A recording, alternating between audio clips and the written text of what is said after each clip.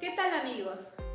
Un saludo a todos los que nos están viendo a través de la televisión y las redes sociales. Mi nombre es Magali Leiva, soy licenciada en Psicología y en esta oportunidad voy a desarrollar el tema titulado Dominio del apetito. Es una sección del libro Consejos sobre el régimen alimenticio de la autora Ellen White.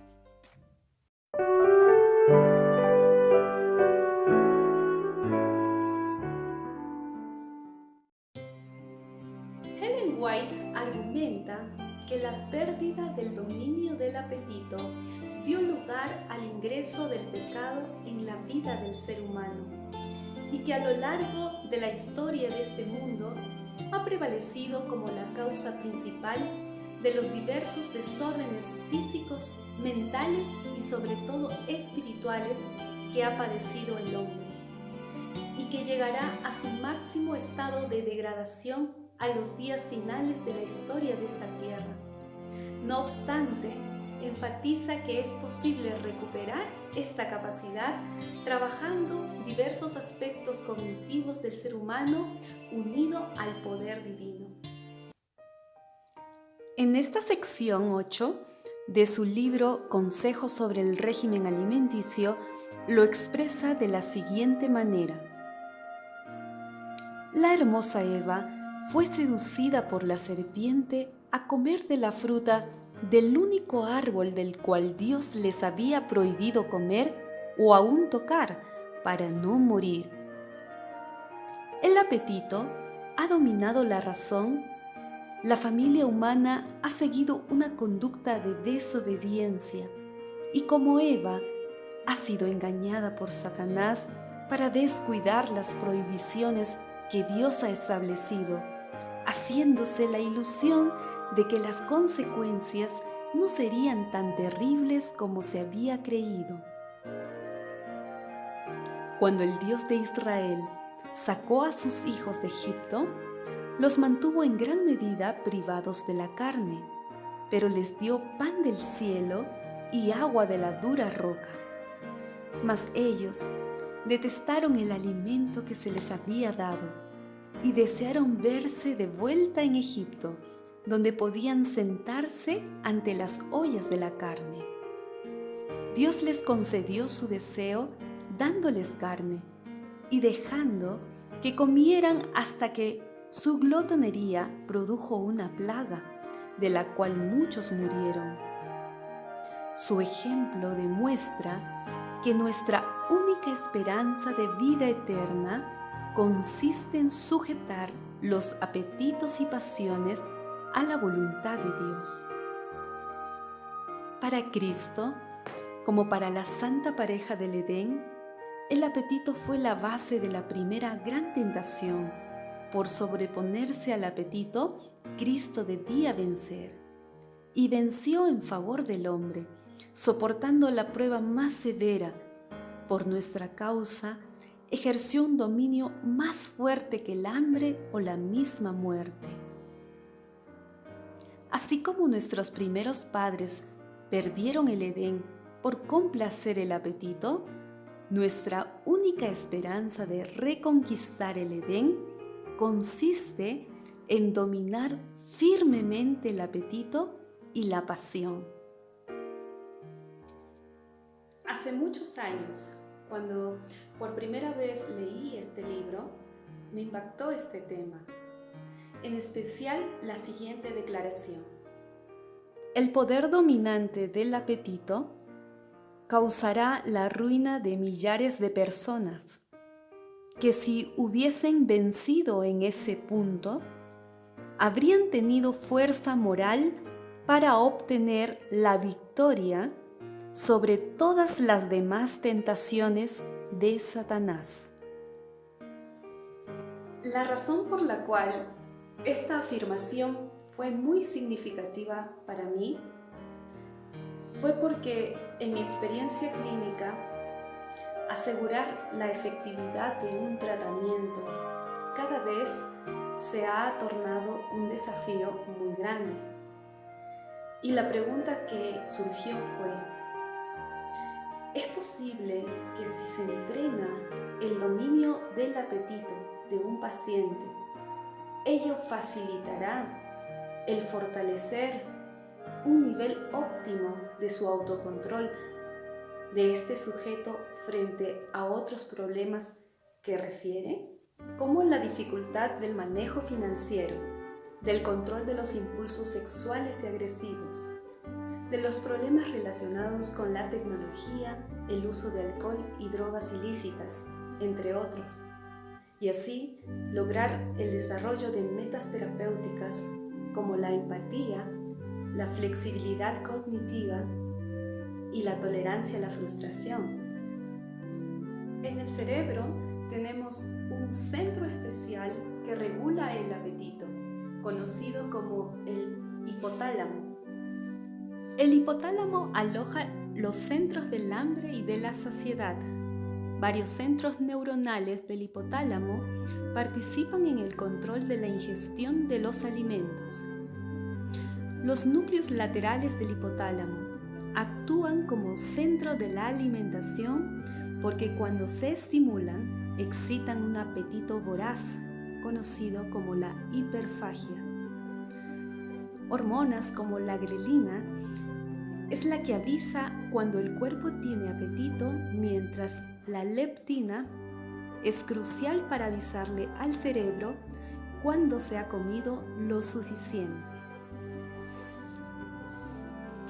Por otra parte, Ellen White comenta: se debiera enseñar a los niños que deberían sacrificar todos los placeres y complacencias que interfieran con la salud. Si se enseñara a los niños la negación propia y el autocontrol, serían mucho más felices.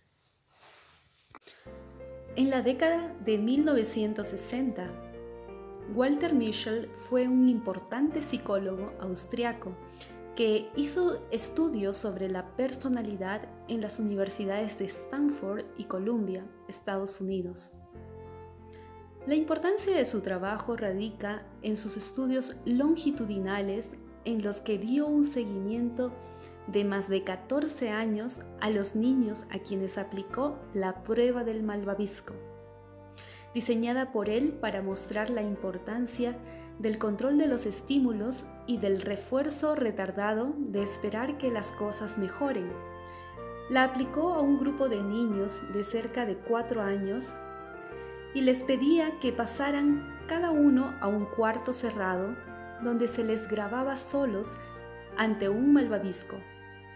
A cada niño se le explicaba que podían comer el malvavisco inmediatamente o podían esperar unos minutos y tener 2 si y solo si esperaban 15 minutos a que el investigador regresara y no se habían comido el primero.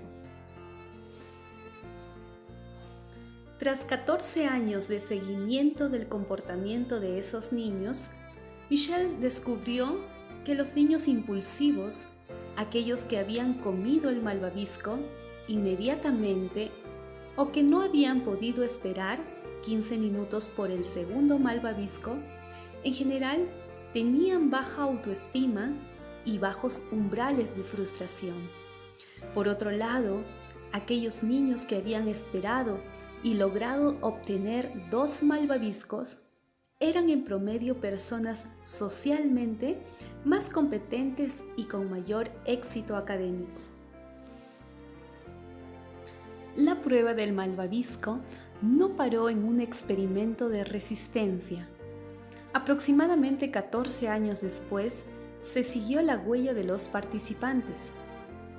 Se entrevistó a los niños cuando llegaron a los 18 o 19 años y se analizaron sus vidas. Los resultados eran reveladores y contundentes.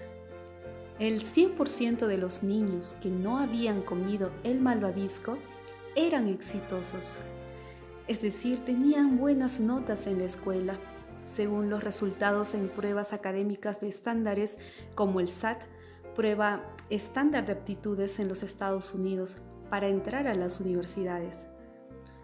Una buena relación con los profesores, mayor asistencia a la escuela y orden en casa, un sano índice de masa corporal y otras medidas de vida exitosas como planes a futuro y estar estudiando en las universidades. Pero, ¿qué pasó con aquellos que no pudieron esperar por un mayor beneficio? Un gran porcentaje de los niños que se comieron el malvavisco, 15 años después, estaban metidos en algún tipo de problema. No habían llegado a la universidad, no tenían buenas notas, dejaron la escuela. Algunos estaban retrasados en su año o volviendo a cursar materias. Muy pocos tenían relaciones saludables con sus padres o sus maestros y presentaban insanos índices de masa corporal o sobrepeso. No quiere decir que estaban marcados por el fracaso. Incluso existían casos muy exitosos en ese grupo, pero la gran mayoría tendía a los problemas.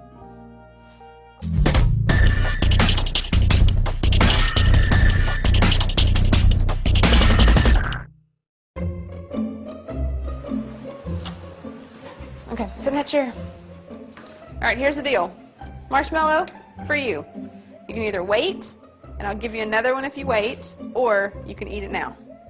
When I come back, I'll give you another one, so then you'll have two. But stay in here and stay in the chair till I come back, okay? All right.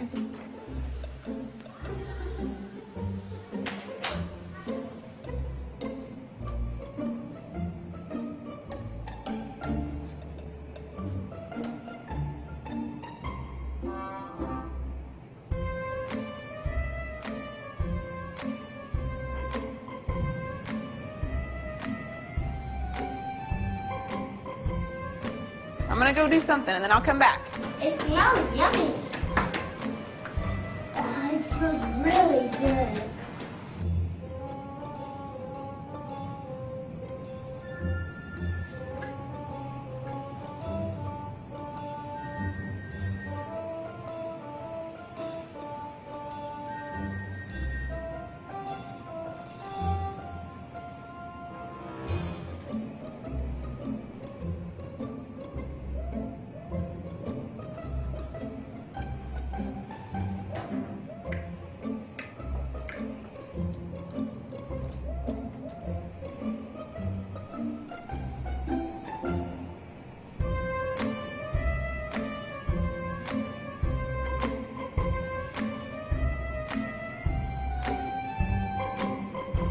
So it's up to you. You can have it now or you can wait.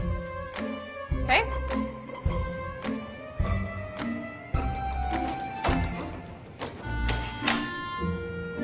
I'll be back. Stay in the chair, okay? Okay.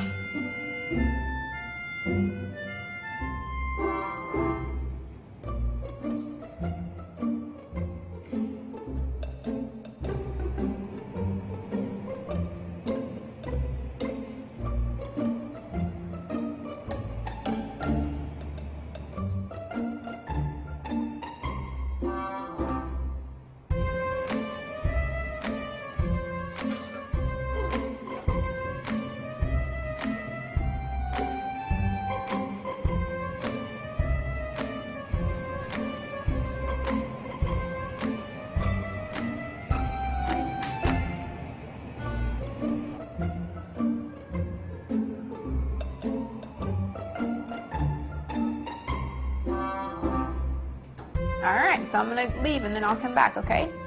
So you can either eat it right now or you can wait. Either way, okay? Okay.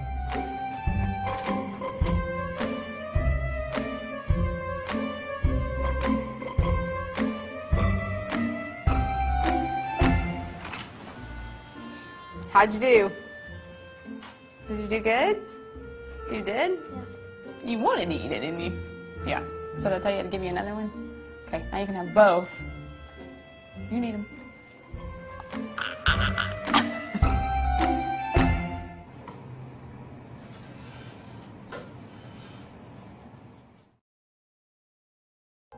Aunque en este estudio no se pretendía hacer un análisis entre el dominio del apetito y el éxito en el tiempo de los infantes, sino la importancia del aplazamiento de una gratificación en un niño, es claro que el estímulo que se utilizó en el estudio fue un estímulo alimenticio.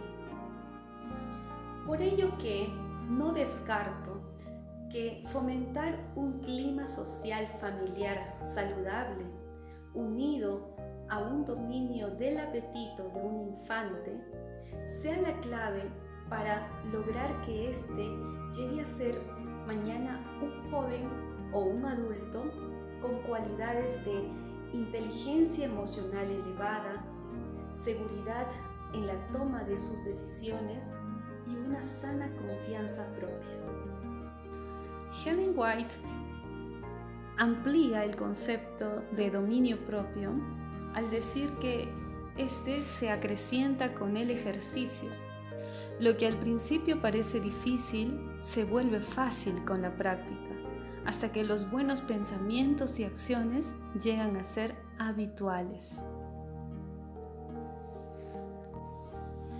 Los hábitos negativos relacionados con la alimentación, como el comer a deshoras, comer en exceso, comer sin masticar lo suficiente, comer alimentos estimulantes y nocivos para el cuerpo, como las frituras, los cereales refinados, las carnes, los alimentos chatarra, entre otros, se han incorporado como parte de nuestro repertorio de conductas porque en nuestro cerebro tenemos un sistema conocido como el sistema de recompensa, integrado por estructuras fundamentalmente del área tegmental ventral y el núcleo accumbens, que es una zona muy rica en neuronas dopaminérgicas, lo cual nos hace sentir muy bien cuando nos alimentamos.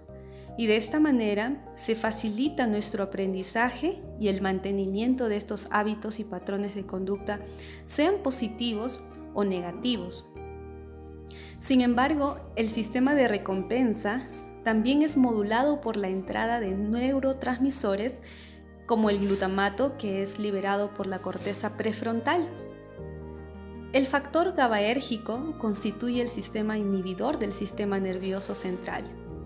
Es decir, para frenar estímulos, aunque sean deseables, ejemplo, cuando nos negamos un gusto de comer algo que nos agrada, pero que nos hace mal, se está fortaleciendo el factor GABA.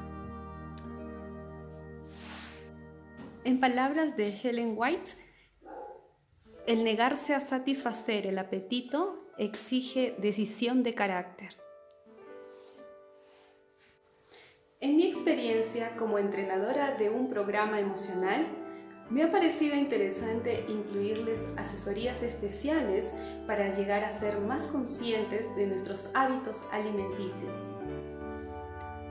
Por ejemplo, que integren adecuadamente las señales de saciedad en una comida, identificando las señales de sed o de un síntoma de tensión nerviosa que con frecuencia se confunde con hambre, aprendiendo a comer solo en la tranquilidad, consumiendo proteínas y grasas de alto valor biológico y otros alimentos de alta calidad, incluyendo la práctica de ayuno intermitente, y de esta manera lograr obtener una mentalidad de autogobierno sobre la alimentación, que es la forma más eficaz de ejercer la libertad que Dios nos dio. Una vida pura y noble, de victoria sobre nuestros apetitos y pasiones, es posible para todo el que une su débil y vacilante voluntad a la omnipotente e invariable voluntad de Dios. La verdadera grandeza y nobleza del hombre se mide por el poder de los sentimientos que subyuga y no por el poder de los que lo dominan. Los tales son verdaderos héroes. Les animo a que pongamos en práctica este principio. Bendiciones.